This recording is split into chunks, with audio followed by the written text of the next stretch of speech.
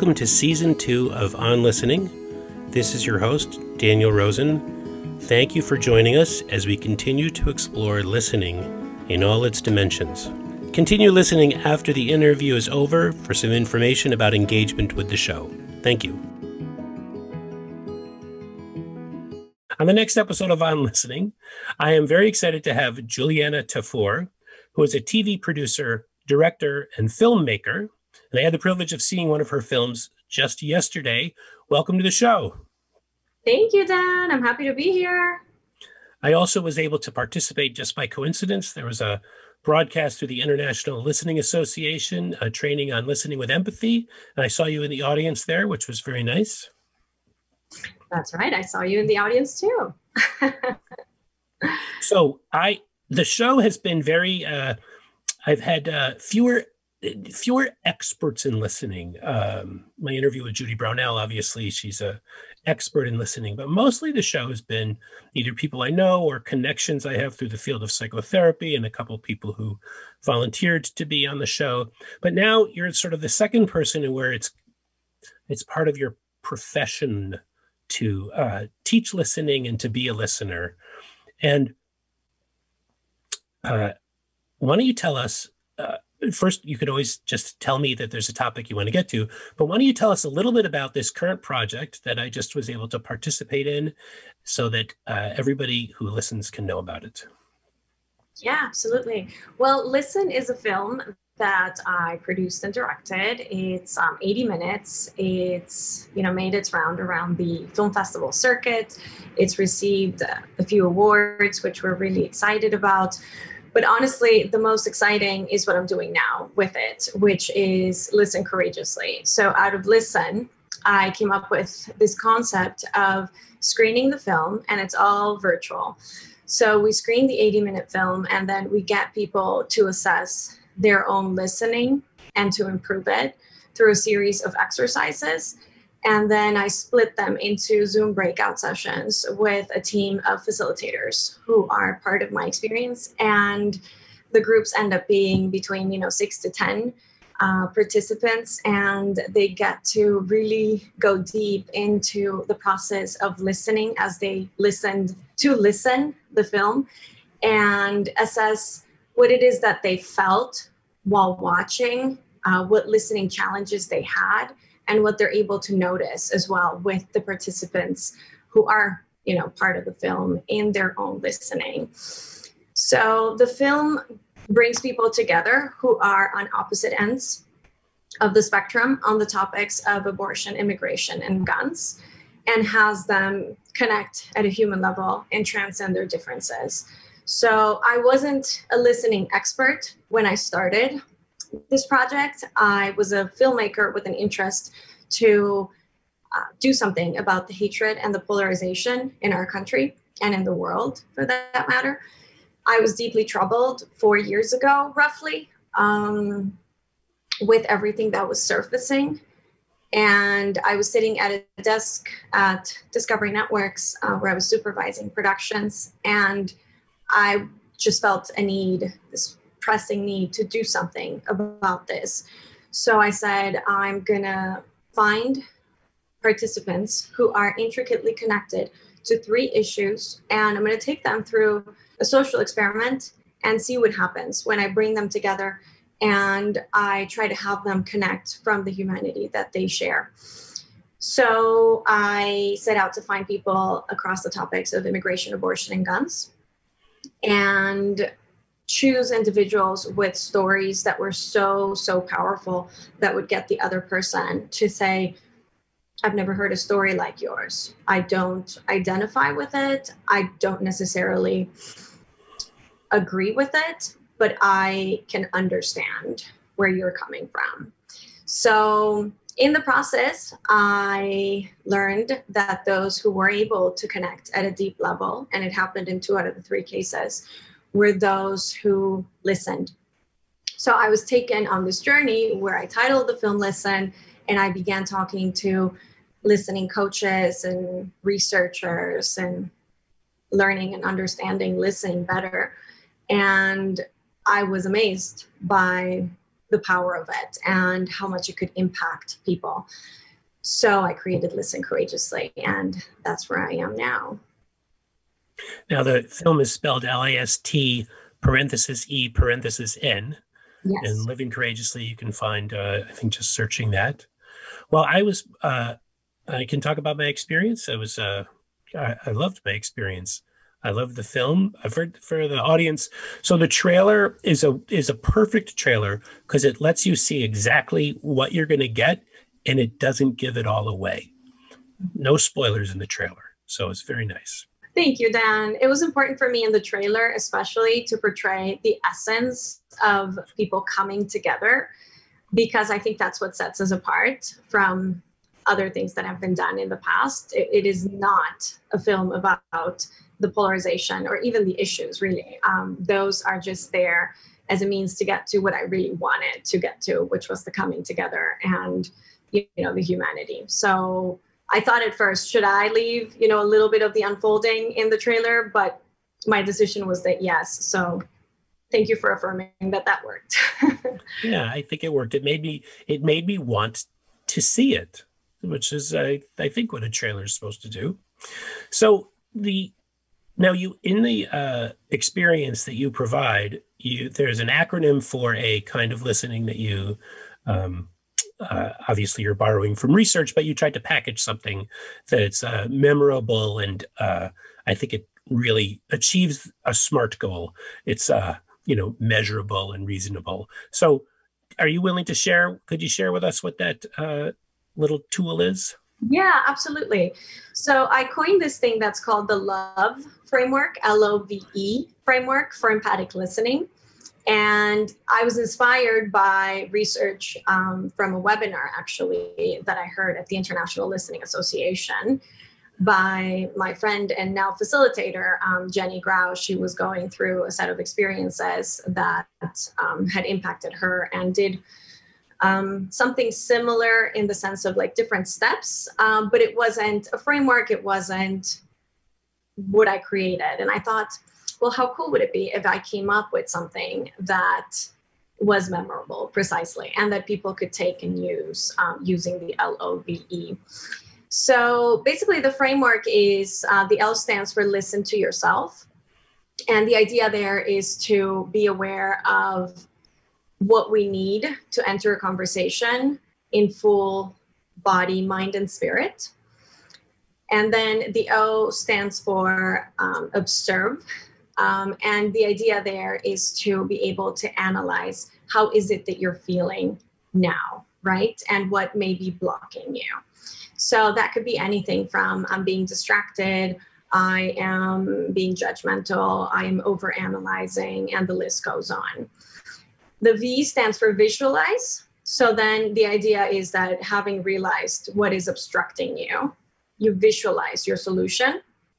So then what are you going to do about it, right? So, and then what I suggest is putting something in place, like a physical cue that will remind you to stay on the right track. So for example, if I'm being distracted, right, if that's what's obstructing me, then in my visualize, I would then probably take my phone, turn it around, put it really far so that when I see my phone really far away, I am reminded that, hey, today you're being distracted, so stay focused, right?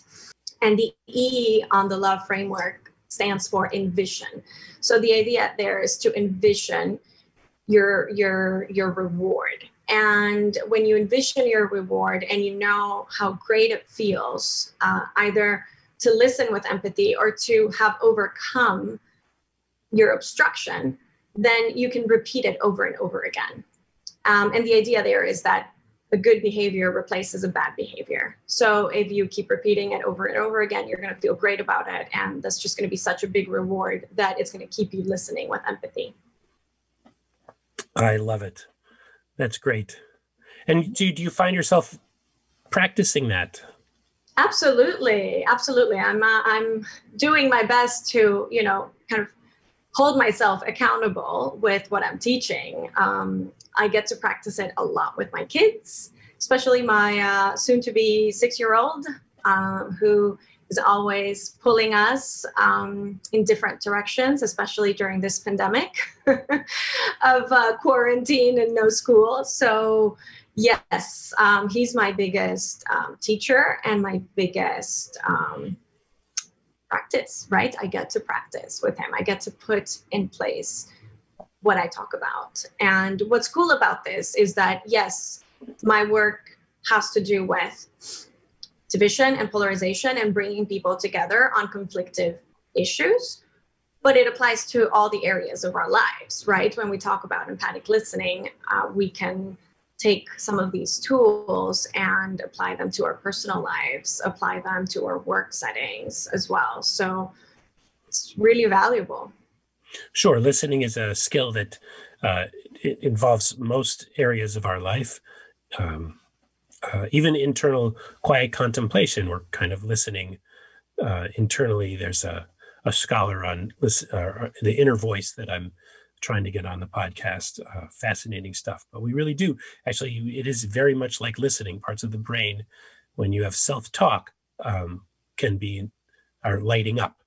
Similar patterns to listening to external, and then this is going to be translated into ASL, and some people who are deaf and hard of hearing are going to read closed caption. So I'm going to continue to be curious about the parallels of listening as they occur with people who don't have the auditory component. What's happening in the brain when a person who's deaf is listening, but that's I guess a separate topic. But very interesting. And just on that note, listening is actually the basis of all of our relationships. Yes. Professional and personal. I have found that. I think that, so my little journey is as a psychotherapist, I was thinking what's my contribution to the field, and I didn't research anything. So I started to get interested in better outcomes and what's really happening in therapy. And so I settled on, I shouldn't say settled in a bad way, but I decided that I want to explore listening more. And it's brought me to so many different disciplines and people doing listening in so many different ways. Also, improvisational theater really triggered me to realize how I think I'm a good listener, but until you've done improv, it's a totally different thing to just be so fast paced. So can I ask you, what brought you, there's polarization, but what brought you to want to make the movie Listen? And either what was disturbing or what's sort of your story for how you came to that? Yeah, well, I think the short story was the annoyance with the current state of hatred and polarization, and how the ugliness that was surfacing was just too much to bear. And I questioned myself about it and the feelings that I was feeling of impotence and just shock and, lack of being able to comprehend why there was so much hatred in people's hearts.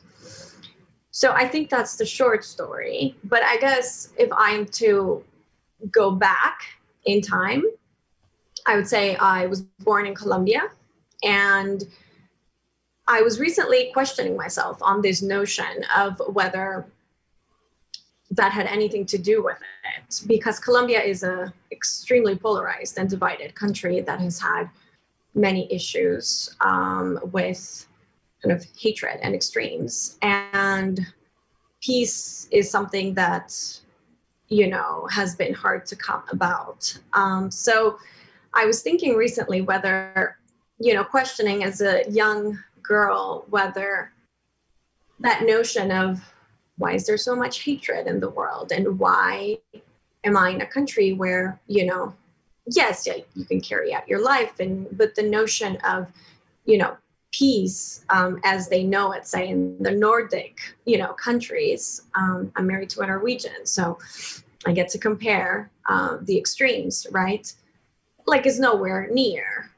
Yes. So I think that has something to do there, because peace studies and conflict resolution, and this has always been something that I've been interested in. And when I ventured to do Listen, I didn't think that this was something that I've always been interested in. I just did it because I felt it was right. It was almost like I felt called to do it. And only later, after having produced it, I realized, well, listening is the beginning of peace. That's the end quote of my film. And that was coined by the Elise Boulding, who's one of the foremost kind of developers of the field of peace studies in the US. And then I came full circle. Then I realized, wow, well, that's it, right? That's actually what I'm doing. And it kind of all makes sense. Right. Yes. So I appreciate the story, a little bit of you as a person, because you as a person are really not in the film so much, but I appreciate that story. It helps me to understand it a little better. And I it also has the feeling I get is that you're still on the journey, that in the doing, you're learning about yourself. That as you go forward, suddenly a thing becomes true to you, but that had clearly been operating in the background, sort of not fully consciously. Absolutely. Absolutely. In this webinar that we saw earlier today, there was some comment about listening before you talk. And I realized that one of the things about me is I find that it's actually in the talking sometimes that I develop my idea. I think ideally we have the idea that we formulate the thought and then deliver it to our audience. But I find that as I'm talking, I'm thinking, and I start. I don't always know where it's going to go. And I just had this sort of a little association to your description there. Like you started this, and what comes out is couldn't have predicted it from beforehand. Well, I think what's so pretty about that is that really I began to listen more in the process, right? And I think that is a correlation to all of our journeys, no matter what field you're in, that when you're open to just listening and stopping to reflect on what's really happening, your journey might just expand and be taken, you may take a different direction. You may just realize that you were too busy thinking and cluttered by one thing when, there was this whole world in front of you that you just hadn't stopped to think about it. So I was also taken on a listening journey in the process. I began to take Listen out, and I was going to universities in person to screen it before COVID. And I was really distracted also because I was consulting for a big network and I was just really busy, and I was taking it to festivals. And it so happened that I was at Ohio State University and I was presenting to this big group, and all of a sudden it kind of came down and I realized I'm talking about listening, but I'm not listening to what the journey that I'm being taken on by this and the potential that this has.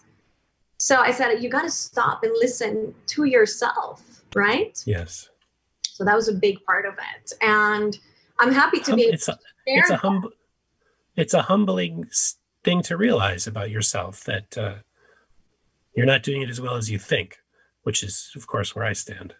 Yeah, I don't think I was even trying to do it. I mean, I was talking about the power of it, but I wasn't applying it to, in order to give these wings, you have to stop and listen to what is happening around you. Yes. It's I know I'm pausing because, right, part of listening is reflecting. I'm reflecting. And your story of just that recognition triggers in me sort of my own humbling experiences of thinking that I knew something, or thinking I'm listening when I'm really distracted by something else. And I think we have to make room for mistakes. Yeah. Okay. Here's a good follow-up. So if we have to make room for mistakes, right? So if we want to get better at practicing listening, and use the word practice. So Eric Anders, who recently passed away, the father of research on becoming experts in things, talks about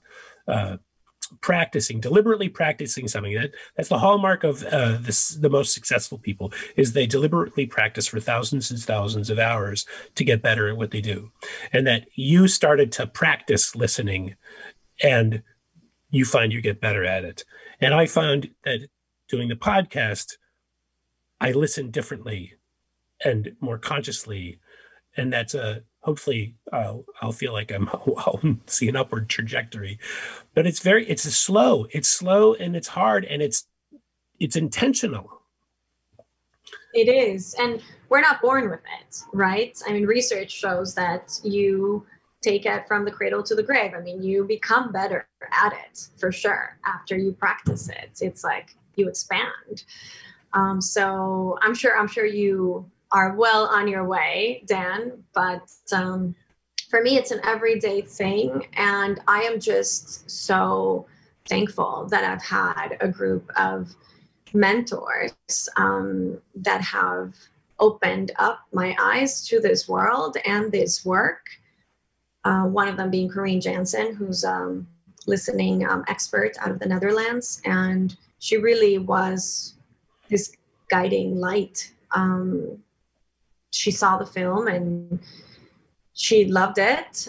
And we got in touch, and she kind of opened up all her network and said, here's, Juliana Tafur, meet her. And after that happened, I saw that, hey, like, this is a world, like, people live from this. There is so much work. And not only that, it's a group of people who are all amazing. Like, it was almost like a parallel universe. Yeah. And I said, wow, like, there's something here. And there is. There's certainly. I got to interrupt you and say that you light up when you talk about your mentoring and the people opening their world up to you. You just light up. It's a real connection. It's something special to you. Thank you. It is. It really is. I don't think it had happened before, ever in my life, that, like, I was just taken and walked through into something so amazing. Yes. So, it's almost like, why, right? When something like that happens, why? I mean, you have to wonder, people you were meant to meet, a path you were meant to take. Like, it just makes you wonder, right? When it just feels so right and it's so out of the ordinary, right? Well, at the risk of diminishing it, it sounds like you're talking about the spiritual aspect of feeling listened to. Perhaps. I don't know so much as feeling listened to, but feeling in communion with like-minded souls on a similar mission. So that's better than the idea of a spiritual communion. So there's something about the communion with like-minded souls that's exquisite. And I know when I felt that, I just feel like I can't get enough. Feed me, feed me, feed me. I want more. Exactly. And having found a path that you're absolutely passionate about and so devoted to that you just want to expand it and take it out to people, right? And that's what led me to Listen Courageously. Now, this so tell us exactly. Listen Courageously is the experience that people have from the film. Did I hear that right? Okay. So for people who are listening to this or watching this podcast, they can contact you to try to bring it to their community. Absolutely. That is what we're doing now. We are completely focused on going out with this and creating a movement out of it. We already have, very lucky to say, we've had companies, NGOs, universities really eager and excited for us to take Listen Courageously to them. The presentation that you saw yesterday was for Michigan State University, and like that, we're in talks with 12 plus universities and NGOs who believe in our mission. And interestingly enough, companies are now because of everything that's happening in the world, they're also very interested in the notion of empathic listening and how that may apply for even more difficult conversations within their companies, including race, which is huge right now with all the, everything that's surfaced, and the importance of giving some attention to racial and social justice. So listencourageously.com is where we can be found. That's our website. We have also the social media pages, which are listen.documentary for Facebook and at listen.documentary for Instagram. We recently created a group called Listen Courageously, which you can find in Facebook groups. And it's a community of like-minded individuals who are interested in becoming better listeners, who are interested in sharing a little bit of their listening journeys. It's where we announce upcoming events that are free to the public, because we are doing these, that are for specific companies and corporations and universities, which are by invitation only, certainly. But then we are also doing free events. There's an event coming up for the International Day of Listening on September 17th that we're really excited about, to be offering it, for free to the community and having people from all corners of the world really participate. That one I'm doing with my mentor from the Netherlands, who has invited, people from all over Europe. And then we're also going to be inviting some of the International Listening Association folks to be a part of it, and some other people US side. So it's really where a lot of the activity happens, in the Facebook group. And I think those are our main channels. And as we move along in our journeys, we're also coming up with video series, training courses on listening across multiple disciplines that we're going to be unveiling as well in, I guess, months and years to come, but it's in the works as a, follow-up to some of our experiences that may just, touch the surface and leave people very interested to keep learning and improving themselves. It sounds like am I hearing correctly? It's a little different than your previous trajectory making films and directing, or this all falls under the category of filmmaking? Yeah, it does, really, because it's all producing. It's Listen Courageously is one of the kind of, I would say, brands under my production company. Okay. Right? And it includes the experience. And yes, it has a little bit of the motivational speaking element of it, and training, and then potentially courses. I am just letting myself be taken on the ride, because it is so thrilling. So I wouldn't say it's different, because I do also, as a filmmaker and under my company, the production company, have other projects that I am hoping to develop moving forward that are currently in the works, that will also have social impact campaigns like Listen Courageously, with potentially deviations and training courses and stuff. Because the main thing here is that we are focused on filmmaking that has an impact on society. So all of our films have societal impact campaigns, Listen Courageously being the first of them. Now, okay, I have a better understanding of the whole package. Fantastic. Is there something that you'd like to bring up? Not really. Okay. Nothing I can think of explicitly. Good. Well, I can think of something. I think you included some of this research in your film, and then there was an elaboration in this webinar we were on this morning. So I don't know if I'm going to say his name right. The researcher is Graham Bodie. Is that how you pronounce it, right? That's right. I think he's in Mississippi, and he's researching on empathy and some really interesting material. In particular, I thought it would be nice to cover the shoe idea, and then the shoe idea and the difficulty with listening from another person's shoes. Would you care to share with us a little bit about that? Yeah, well, I was also very excited to learn about Professor Graham Spody's research on this matter. So when we talk about listening, we talk about, well, to listen with empathy, you have to put yourself in people's shoes, right? So that's the lesson. That's the lesson that we hear. Yeah, that's what we know, right? That's what we repeat without even thinking about it, right? Because the notion seems reasonable. Yeah, in order to understand them, you put yourself in their shoes. And he's come up with research that shows, the different stages, if you will, which he's termed in their shoes, in your shoes, and in no shoes. So the in their shoes is you are literally taking yourself to their shoes and pretending you're them to understand them.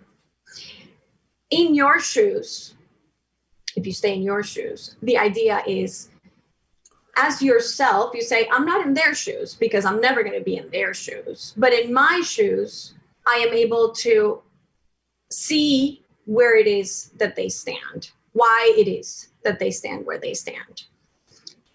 And he's come up with something new, which is called in no shoes. So in no shoes means you're not in their shoes, you're not in your shoes. So you're not transposing yourself to them. You're not pretending you're them. You're not in your shoes trying to understand them. Right. You're not pretending that what happened to them happened to you, and how would you deal with it if what happened to them happened to you. I think that's your own shoes. Yes. Exactly. So right, you're not bringing your experience into their experience or their experience into your experience. When you're in no shoes, you are just listening and asking questions. And what's cool about that is that you assume that you have biases. You assume that when you bring your experience into it, even still being in your shoes, you're kind of cluttering your interpretation of what's happening. You're bringing yourself into it, right? So his suggestion is that you admit that you may have biases. You admit that bringing yourself into it may just clutter the whole thing. So when you are in no shoes, you're kind of a free slate and you're able to listen better, understand better. And you would be saying things like, I don't understand where you're coming from because I haven't lived your experience. Or, I don't quite get what you're saying, but I'm able to right? So it's different. Like your approach, how you come into a conversation is completely different. And the outcome of your understanding of what the other person is sharing is also different, is less cluttered. Yes. You're just receptive, right? You're just listening. What you're saying matches my understanding of it. And I want to elaborate on one little bit that what I think he was also saying is that when you try to put yourself in someone else's shoes, then you're going to, any one person when they do that is going to run a little simulation of what it's like to be them. So let's say that person has endured a trauma that you haven't endured, or they're experiencing some kind of bias that you're not as familiar with. So when you put yourself in their shoes, then you're going to feel that threat. And when you feel that threat, then when we're under threat, we lose our higher brain function to really listen and be less emotional and less triggered, so to speak, about what's happening. And that you might have too successfully gone in their shoes, and now you're in an emotional state, which makes you less receptive to really listening to what people say.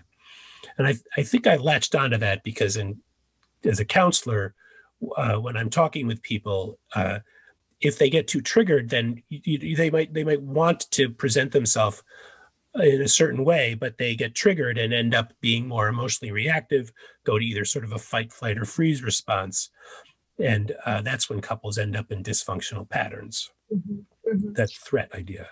Yeah. I think that's really the most interesting of of the whole framework and research that he's done, that it really has shown that exactly what you said, that saying put yourself in their shoes might just hijack, people's Yes, ability. that's right. That's right.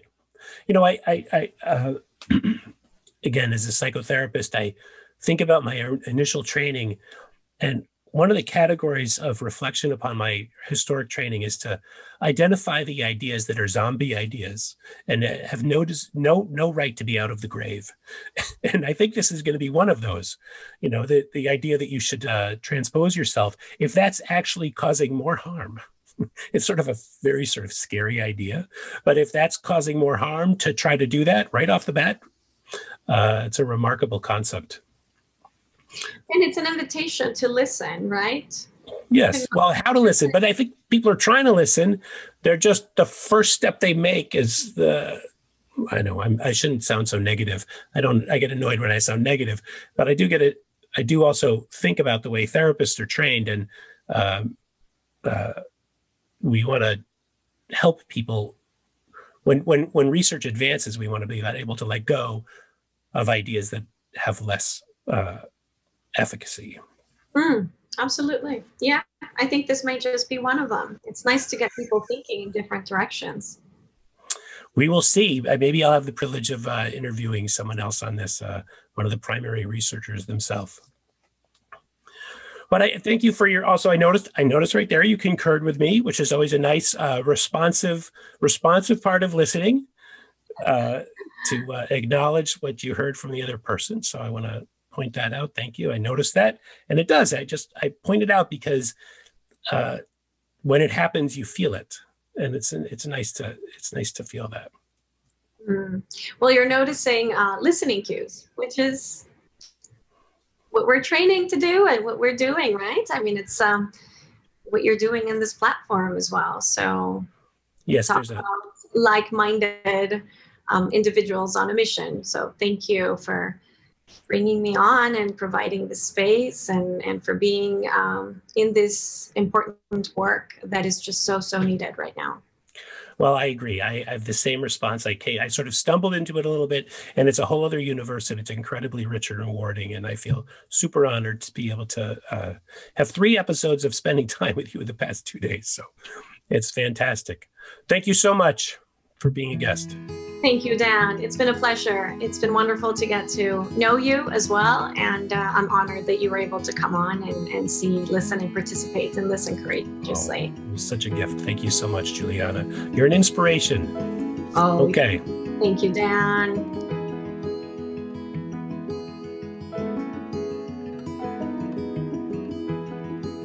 And that concludes another episode from Season 2 of On Listening.